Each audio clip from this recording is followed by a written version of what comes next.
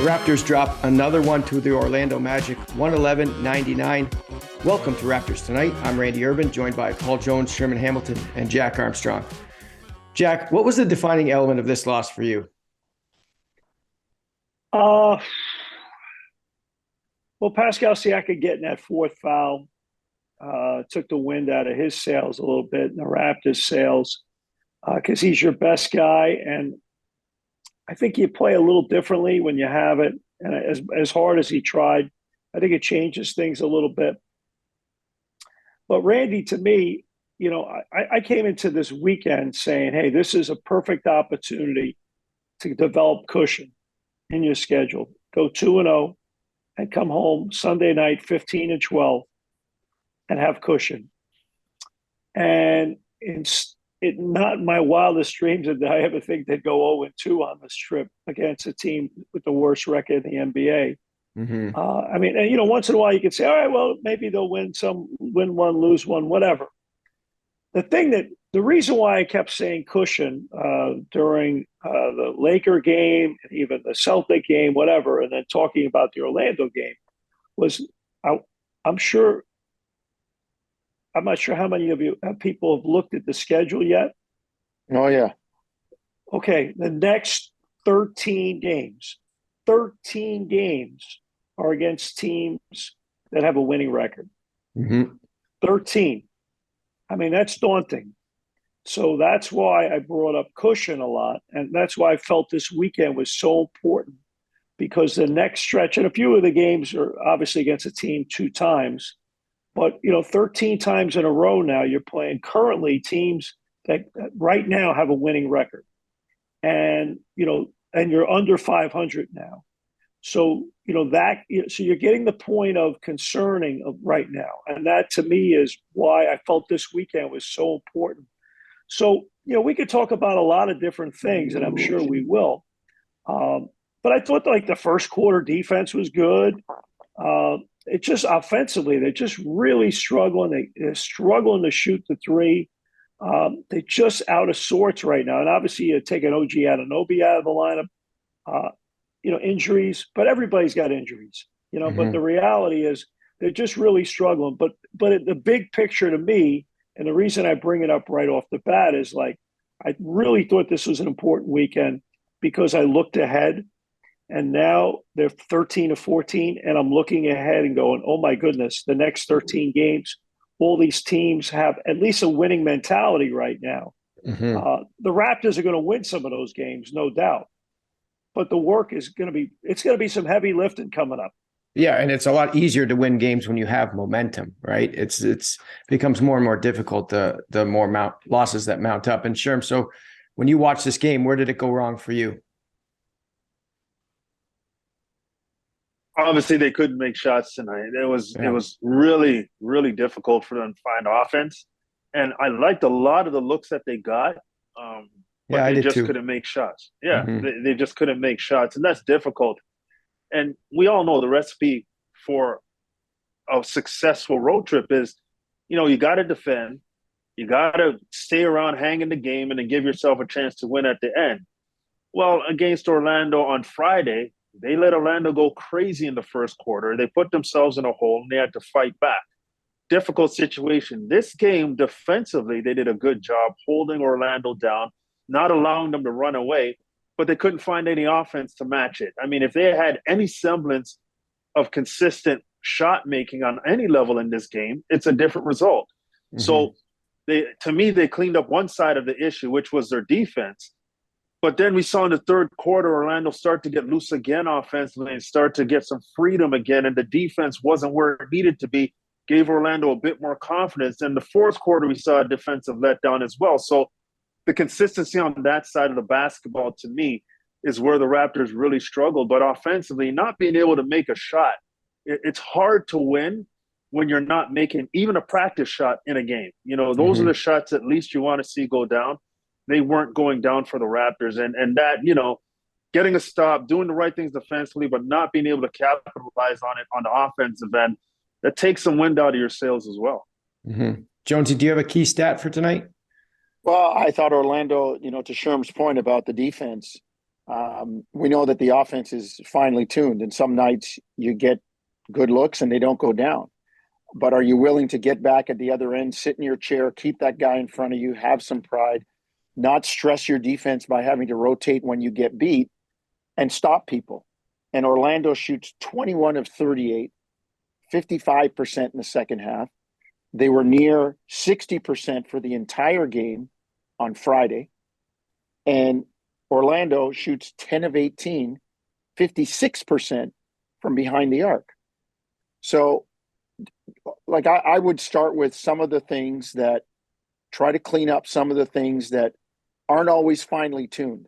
Yeah, you get in the gym, you'll work on your shooting and all of that offensive stuff, and you'll review the sets and the spacing and all of that. But for me, defensively, that's where it starts. And all of the great numbers that Toronto have around points off turnovers, creating turnovers, fast break points, all of those things, you don't get those unless your defense is going all the time. And the problem is when those don't happen and you're not playing solid defense, there's no tricks, there's no smoke and mirrors. Like, solid defense travels. Mm-hmm. And you know, tonight I just thought the last two games the defense was spotty. It was good at times, and then there were times where it was bad, and when it was bad, it was being compounded by Orlando taking advantage of that. So that would be my take on it, Randall. And then, you know, when you're playing defense and you're getting stops, there's a confidence that comes with that too. And all you have to do is look at the Orlando Magic team. They were getting stops, not all theirs. Some of them by Toronto missing shots. But you're feeling better when that dude's not putting it in the hole and you run up to the other end and you're like, okay, maybe we can get a deuce here or a triple or pull away. And I just thought there's a mental side to that too that's playing on the Raptors. I don't know, the days, probably 12 days ago, 13 days ago, I felt great after they beat the Cleveland Cavaliers. I thought for 4 quarters, their defensive intensity in terms of, and to Jonesy's point, of keeping people in front of you, being sound, contesting shots, playing really hard, getting back, everybody communicating. And then 48 hours later, they went to New Orleans, got their doors blown off. Then they went to Brooklyn and got their doors blown off. And I'm like, oh, who are those guys? Because I saw them on that Monday night against Cleveland, like crazy. And like now they're just fighting to get their identity back. And right now it kind of comes and goes. It's sporadic. Whereas on that night against Cleveland, I was like, wow. And that night it wasn't really a turnover, takeaway, giveaway kind of game. It was more like, we're going to guard you. We're going to move our feet. And I'm saying this team can do that. And to Jonesy's point, and I think it's a really important point, you know, when you're a risk reward type of defense, and now you know, you have to go the other way and just get stops when they're able to protect the ball and they don't turn it over. You know, you got to have sound principles. And right now, probably part of the reason why they have to do a lot of risk and reward is when they do have to guard people straight up, they struggle to do it. Mm-hmm. Sherman, I thought Scottie Barnes had 4 really solid games in a row before these 2 in Orlando. Was Orlando doing something to slow him down, or why do you think he was quiet this weekend? Scottie's struggled the last couple of games, and I really think, you know, his aggression level has gone down for some reason, and trying to figure out what it is difficult. You can't just say Orlando had nothing to do with it, because they were playing and they were working hard defensively, and they have some length on their team and active length as well. Yeah. But for whatever reason, Scottie, you don't see him looking to be a playmaker. You don't see him looking to score the basketball the way that we've seen him before in the past. And he's still a young player. And I think to some extent, seeing the ball go through the hoop has an uplifting energy for him. Seeing him make a play brings him into the game a bit more. And he hasn't been able to do that, and he hasn't been doing that with consistency. So, I mean, you expect young players to go through their ups and downs. You expect them to have those lulls.